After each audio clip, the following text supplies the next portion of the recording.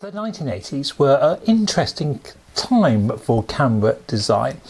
In the late 70s you had seen some fantastic single lens cameras produced by the likes of Canon and Panasonic. The automation side of camera taking, of picture taking, had really come in with automatic exposure along with manual settings, and there was definitely a trend towards getting a camera more automated.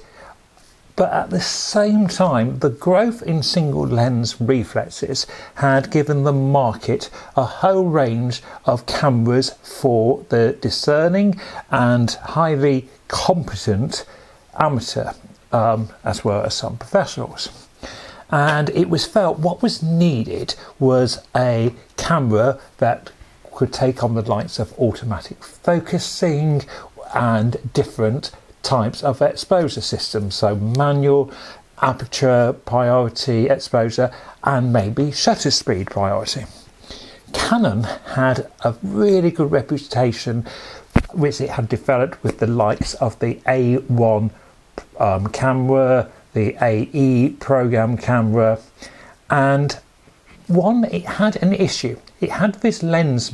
One of the problems with camera design at that time was the lens mount. Technology had changed and the old lens mounts didn't actually match up with some of the modern technology.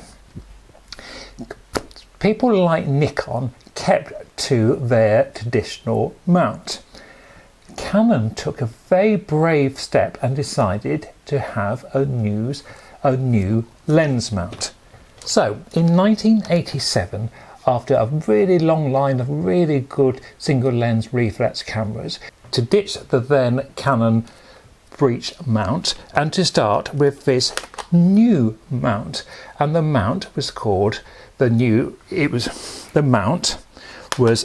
mount for this electronic operating auto-focusing system. The EOS system was launched, and it was launched with this camera, the EOS 605. Now in the States they use the term Rebel instead of EOS, but you will find in Europe this range of Canons since 1987 have been the EOS electronic optical system. Now, the T90 had been a great camera, and that was the last of the old mount cameras. This sits in the hand very nice. And what do we have here? Well, we have, from the onset, it looks like a plastic body, but I think it's by the rate of it, we've got a metal chassis underneath. We've got, to start with, we've got a nifty little switch here right at the back, and that is, it has a L position for lock. Now here we have the first sign of the automotive green Canon screen, and the green frame is basically telling us if we put it on green, the camera can be used as a point and shoot. And this is a really nice little device on here that we can just put it on green, have it on automatic focusing, and the camera will basically work automatically. It hasn't got a pop-up flash, so if we wanted a flash we would have to put a flash on, and that's why it's beeping at the moment, because it's saying it hasn't really got enough light here. Now, if I want to be a little bit more sophisticated, I can then put it on A here, and on A I can press mode, and I've got manual mode, I've got program mode. TV stands for time variable, so that's like shutter speed.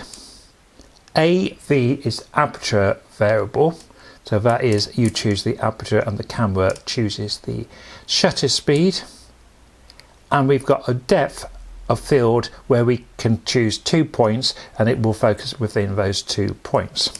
So we have a whole range of exposure modes there, which is really useful. And we've, as I said, we've got manual, we've got good screen information, which includes telling us what mode we are in and what exposure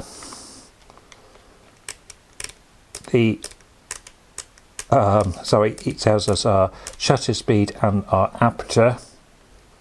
The only thing I've noticed on here is when I'm on manual, although it lets me use any shutter speed or any aperture, it doesn't actually give me a meter reading, where as soon as I go on to, let's change the mode to program, it will work out the exposure perfectly for me.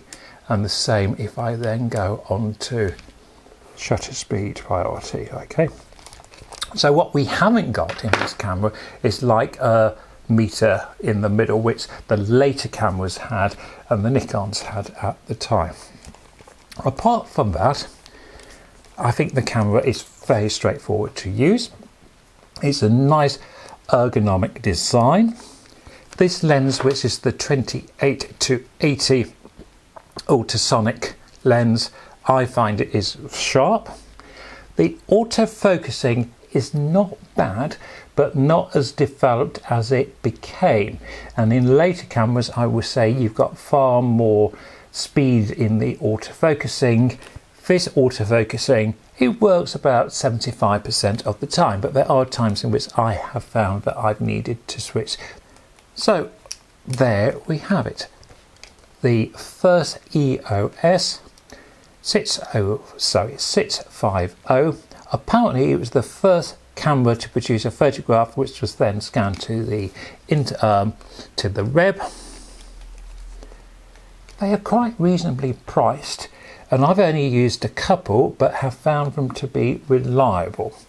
So that is if you want a Finch's modern-ish camera, perhaps the EOS 650 could just be the camera for you. Thank you for watching.